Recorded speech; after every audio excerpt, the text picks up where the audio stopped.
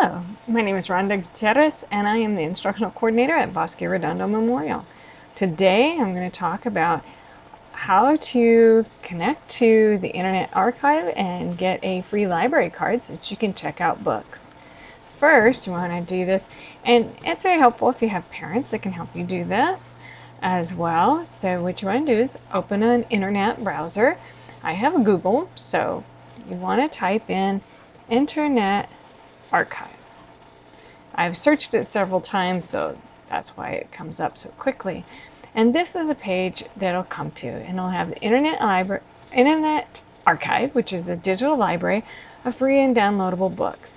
So it also has this other things in there, and we'll talk about that in a moment. So click on that, and I'll pull it up. This is what the Internet Archive looks like. And a couple of things, there's the web, books, videos, search up here, variety of art collections in the archive, and here's the search bar. So when we get ready to search for books, this is where you'll go. Now this one, Wayback Machine, this is an unusual feature of the archive. It has a depository of all the websites ever done. So if you ever wanted to know what an old site looked like, you can type in keywords, or if you know the website name, you can click in here. Okay, so for what we want to do, we want to go over here to sign in and click that. Now I already have an account, so my information populates, but what you want to do is click here where it says sign up for free. And it will have email. You want to choose a screen name, a password. Now you only get to do it once, so be careful of your password. You can click these. If you want to get emails, you can click to receive or click to not receive. Here's the terms of service. Now what's important about this email address is it needs to be a working email address that you can immediately access, because once you click sign up, it is going to give you an informational screen saying that it's going to send an email to the email address entered here for verification. You'll have to open that email address, click on the link provided, and then it will verify your account. Now, when I did it the first time, it sent the email verification to my junk drive. So I had to go to the junk and retrieve it and say it wasn't spam. And then I was able to go ahead and complete. So if you don't get it in a few minutes, check your spam folder. Okay, so I'm going to go ahead and sign in. So what we want to do here is I want to pull up the book Monster Slayer. So I'll search, and one thing about it, it's going to give you quite a bit. But the one I know I want is this one. So it's Monster Slayer, a Navajo folktale.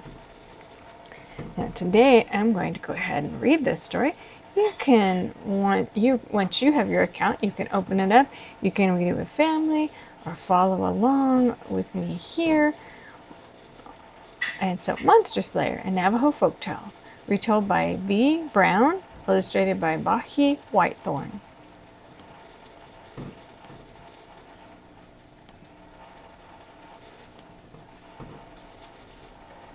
One thing that's helpful is this toggle to a full screen. That can be very helpful. That way you can read it a little better. And let's go back here. So editor's note, this book represents one portion of the traditional Navajo Monster Slayer story. The walking giant is one of the 4 monsters who plague the Anasazi villages. We chose, with the author's permission, to focus only on this monster because it is after the twins' encounter with the walking giant that the name Monster Slayer is bestowed. In the beginning there was Changing Woman and her sons, the twins. When the boys were 12 years old, they asked, "Who is our father?" Changing Woman told them the sun was their father. So the twins undertook a difficult journey to reach him.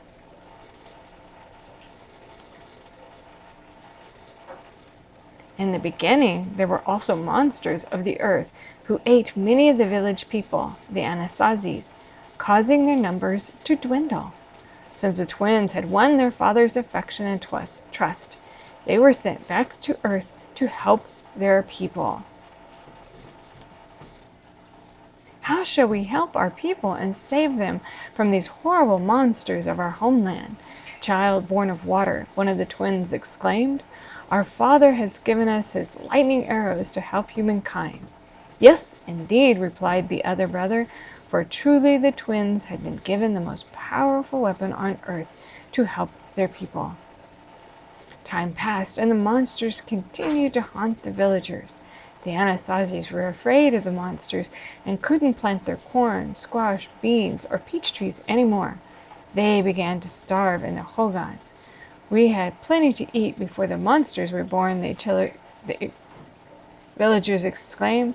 They couldn't bear to hear the children crying of hunger.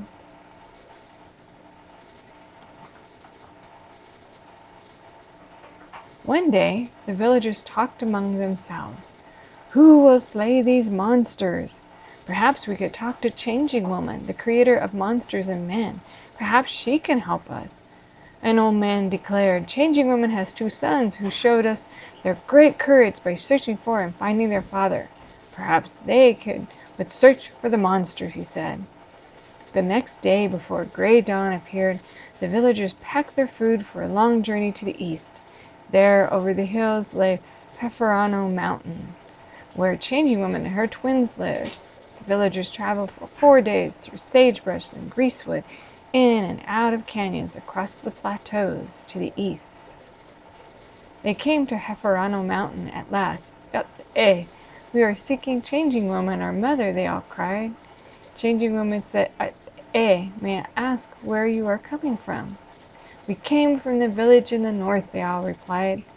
One wise old man stepped forward as a spokesman for the villagers.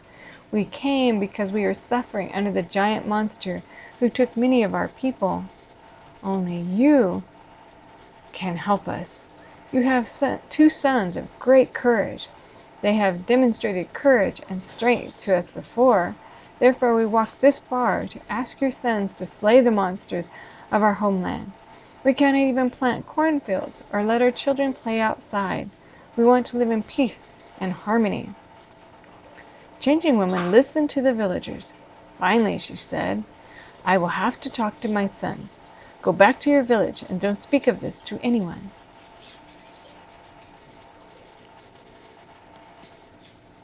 The twins were at the waterfall that day when the villagers came. They walked down to the path to their mother's hogan. Seeing footprints in the sand, one twin said, Look there, someone was here. When they entered the hogan, their mother said, Come in, my sons. Someone was asking for you today. Many village people came to our hogan pleading for your help. The villagers fear for their lives. Listen, cried one of the twins, cocking an ear towards the south. Did you hear that noise? Changing Woman went outside to see who had made that thundering sound. It's the walking giant, she replied. The sound of thundering footsteps faded into the south. Meanwhile, the twins put on their armor and lightning arrows. They said goodbye to their mother. The twins set out to hunt the walking giant, one of the troublesome monsters to the south, with armor set about their shoulders, their sacred magic feathers in their hands, and lightning arrows in their belts. The twins walked south and were not afraid of anything. The Holy Spirits gave them guidance when needed. They walked over the mountains, in and out among the juniper trees.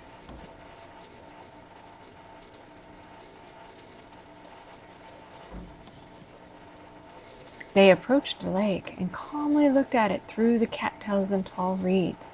Do you hear what I hear? Cried one twin. Do you feel the earth trembling under your feet, brother? Child born of water answered. Yes, indeed, said the other. Why don't we find a rock that will shelter us from the walking giant? Born of water suggested. The boys found a projecting rock that hid them from the giant's view. The loud noise thundered nearer and nearer. Walking Giant came to a halt by the lake and sniffed the morning breeze. Ah, I smell the blood of children, he cried. He cautiously drank from the south then the west, then the north, where one of the twins saw his waist, but not enough of it to shoot an arrow. Walking Giant came to the east side of the lake, and there took his fourth drink. He sat there momentarily, looking around the lake. Restlessly he knelt down, shifting all his weight to one knee. He said again, "I smell the blood of humans." In voices able to be heard by the giant, the boys answered, "We smell the blood of a giant." Walking Giant quickly turned, but there was no one.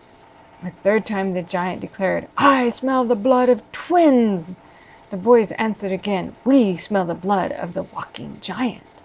The twins were aware that the giant knew where their voices had come from, but their father had instructed the boys not to shoot the first arrow. "Since Walking Giant is older than you," he said, "let him shoot first." The boys followed their father's command. Walking Giant flung his boomerang at the boys' heads and echoed a bellowing laugh. "You missed us, Walking Giant," the twins said as they stood aloft on their magic feathers. For a time the magic feathers swiftly lifted them high into the air, safe from the fierce, swishing boomerang. The twins managed to escape the giant's weapon. Child Born of Water said, "You have taken so many of our people and villages. We have come to take your life." Again the giant laughed. The other twin drew back his lightning arrow and with all his strength aimed it at the giant's heart and released it. "The giant will not dwell among us any more," he said. With that the giant fell and his blood spilled upon the earth to form a river of lava. The heroic twins walked back to their mother's hogan. Changing Woman exclaimed, "You are two fine, brave boys. Which one of you slayed the walking giant?" One of the twins stood up and answered, "It was I, Mother." She looked into his eyes and said, "I shall name you Monster Slayer. Your people will know you by this name." Monster Slayer stood proud, for he was happy with his new given name. He was happy to have made the village safe for the people. "Thank you, Mother," he replied. "I like my name, for I am a monster slayer."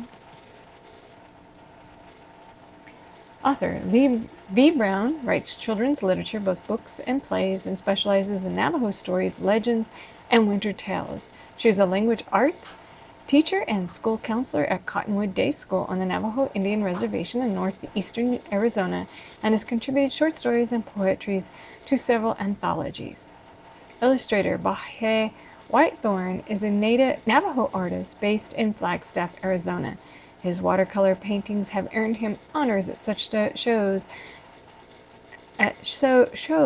such as Santa Fe's Indian Market, the Herd Museum Indian Fair, and the Navajo exhibition at the Museum of Northern Arizona, rooted in Navajo tradition. Each painting contains a Navajo settlement in miniature. Thank you for listening. And now you can go back to the lesson and click on the activity for K through 3.